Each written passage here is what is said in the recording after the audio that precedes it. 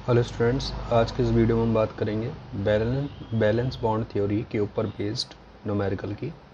पिछले वीडियो में हमने 6 कोऑर्डिनेशन नंबर रखने वाले कॉम्प्लेक्स के बारे में न्यूमेरिकल बताया था, जिसमें लिगेंड जो होता है वो स्ट्रांग होता है। आज हम बात करेंगे 6 कोऑर्डिनेशन रखने वाले कॉम्प्लेक्स जिसमें लिगेंड आपका वीक है के ऊपर बेस्ड न्यूमेरिकल। ठीक है, जिसमें आपका क्वेश्चन दिया गया है, कहता है एक्सप्लेन FeS2 का whole 6 triple plus is more paramagnetic than FeS2 का होल 6 डबल प्लस। ठीक है, तो आपसे कह रहा है इसमें कौन ज़्यादा पैरामैग्नेटिक है, तो तरीका वही करने का है।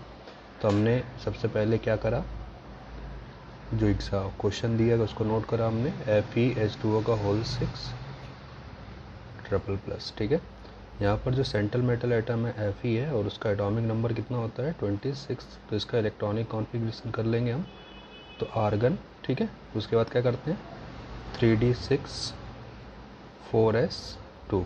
ठीक है, और साथ में यहाँ पर हम लोग क्या देखते हैं, इसके पास एम्प्टी 4p और 4d ऑर्बिटल भी है।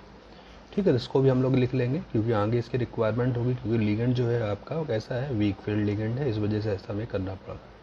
तो जैसा कि जानते हैं 4s के बाद 4p आता है, 4d आता है, मतलब इसके पास 4p और 4d ऑर्बिटल है मगर उसमें इलेक्ट्रॉन प्रेजेंट नहीं है। ठीक है, फिर क्या होता है बेटा, हम यहाँ पर देखेंगे जो लिगेंड है उसकी ऑक्सीडेशन स्टेट क्या होगी। तो ऑक्सीडेशन स्टेट हमने निकालना आपको बताया था। यहाँ पर आपका जो H2O है वो न्यूट्रल लिगेंड है, यानी ये आपका 0 हो जाएगा। तो जो भी चार्ज है वो इसकी ऑक्सीडेशन स्टेट बन जाएगी, यानी इस पर ऑक्सीडेशन स्टेट कितना है +3। +3 मतलब 3 इलेक्ट्रॉन यहाँ से निकल जाएंगे। तो आर्गन, ठीक, 3d 2 इलेक्ट्रॉन यहाँ से निकल जाएंगे 4s से और 1 इलेक्ट्रॉन d से, यानी कितना हो जाएगा 3d 5 4s 0 4p 0 और 4d 0। ठीक है, फिर उसके बाद वही है, अब इसको हम लोग ऑर्बिटल में भर के देखेंगे। तो आयरन Fe, आयरन जब एटॉमिक फॉर्म में था, ठीक है, तो इसके एटॉमिक फॉर्म में हम लोग जो स्टार्टिंग करेंगे 3ds करेंगे। तो यहाँ पर आप क्या देखते हो कि इसकी जो 3d ऑर्बिटल है, ठीक है, कितने ऑर्बिटल है उसमें 3d में 5 ऑर्बिटल होती हैं, जो आपकी 3d है। 3d की बात किया बेटा 4s, तो हमने 4s बना दिया, s में एक ही ऑर्बिटल होती है, हमने 4s लिख दिया। फिर उसके बाद क्या आता है 4p, 4p में कितनी होती है 3 ऑर्बिटल होती हैं, तो हमने यहाँ 4p लिख लिया। और लास्ट में आपका है 4d, और d में आपकी 5 ऑर्बिटल होती हैं, तो हमने उनको रिप्रेजेंट कर दिया, ये आपकी 4d है, 1 2 3 4 5 ऑर्बिटल हो गई।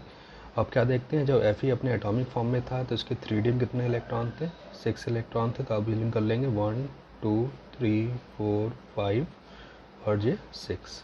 और जो S था उसमें कितने इलेक्ट्रॉन थे 2 इलेक्ट्रॉन, बाकी ऑर्बिटल आपके एम्प्टी थे।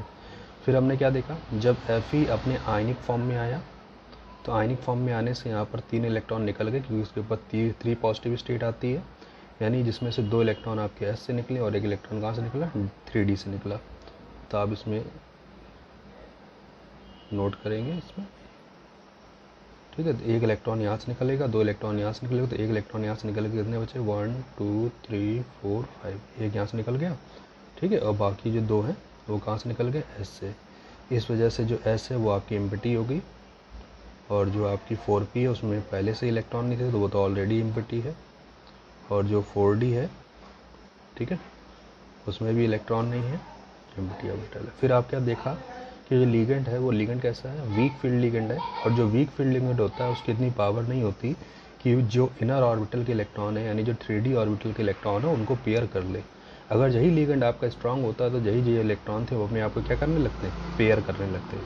ठीक है, तो ये ऐसा नहीं कर पाएंगे, तो ऐसा नहीं कर पाएंगे तो इसको आप ऐसे ही छोड़ देंगे। और जो फिलिंग होती है वो कहाँ से होती है, आउटर ऑर्बिटल से होती है। ठीक, जो हमने बताया था जो वीक फील्ड लिगेंड होते हैं वो आउटर ऑर्बिटल कॉम्प्लेक्स बनाते हैं, जबकि जो स्ट्रॉन्ग फील्ड लिगेंड होते हैं वो इनर ऑर्बिटल। तो वीक फील्ड लिगेंड होने से जो 3d ऑर्बिटल होती है उसमें इलेक्ट्रॉन की फिलिंग हम नहीं करते, और जो फिलिंग स्टार्ट होती है कहाँ से स्टार्ट होती है, नेक्स्ट ऑर्बिटल यानी 4s 4p और 4d में। तो इसके बाद आप क्या लिख लोगे, हमारे पास जो कॉम्प्लेक्स था वो क्या था, Fe H2O का whole 6 triple plus complex ion. ठीक है, तो यहाँ पर आपने देखा जो लिगेंड है वो कौन है आपका H2O है, और H2O कैसा लिगेंड होता है? मोनोडेंटेड लिगेंड होता है। मोनोडेंटेड लिगेंड क्या कर सकता है? वन कोऑर्डिनेट बॉन्ड बना सकता है, यानी कि वन पेयर ऑफ इलेक्ट्रॉन को शेयर कर सकता है और उसको कोऑर्डिनेट कर सकता है। ठीक है, तो इसका मतलब यहाँ पर नंबर ऑफ जो लिगेंड है वो कितने हैं? H2O 6 है। मतलब इनके जो 6 लिगेंड हैं वो 6 ऑर्बिटल के साथ अपने पेयर ऑफ इलेक्ट्रॉन को क्या कर सकते हैं? कोऑर्डिनेट बॉन्ड बना सकते हैं। तो इनर ऑर्बिटल जैसा कि हमने बताया, यहाँ से आपकी पेयरिंग बॉन्डिंग नहीं होगी इसकी। जो इलेक्ट्रॉन होगा यानी जो लिगेंड होगा वो कहाँ से पेयरिंग करना स्टार्ट करेगा? आउटर ऑर्बिटल से। और आउटर ऑर्बिटल आपकी कहाँ से स्टार्ट हो रही है? 4s से। तो एक H2O लिगेंड इसके साथ कोऑर्डिनेट बॉन्ड कर लेगा। ठीक है, और 3 जो हैं टोटल 6 थे, तो 3 आपके इसके साथ कोऑर्डिनेट बॉन्ड कर लेंगे, 1 2 3। ठीक है, तो 3 आपके H2O किस में? P में चले गए। बचे कितने हैं आपके? 4 बचे हैं, 4 हो गए। बचे कितने आपके? 2, 6 थे टोटल। तो जो बाकी 2 बचे हैं वो किस में चले जाएंगे? D में, यानी D ऑर्बिटल में ऑर्बिटल के साथ कोऑर्डिनेट बॉन्ड बना लेंगे। ठीक है, तो इस तरह से आपने क्या देखा कि जो H2O यानी जो लिगेंड है वो एक S में, 3 P में और 2 D में के साथ ऑर्बिटल के साथ क्या कर रहा है? कोऑर्डिनेट बॉन्ड कर रहा है। इस तरह से अगर आप ध्यान देंगे तो इसका हाइब्रिडाइजेशन क्या हो जाएगा?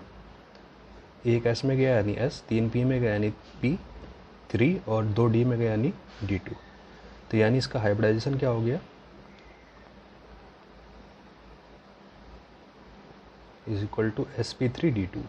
अब हाइब्रिडाइजेशन अगर sp3d2 हो, ठीक है, तो इसकी ज्योमेट्री कैसी होगी? ज्योमेट्री कैसी होगी? ऑक्टा कैसी हो जाएगी? ऑक्टाहेड्रल हो जाएगी।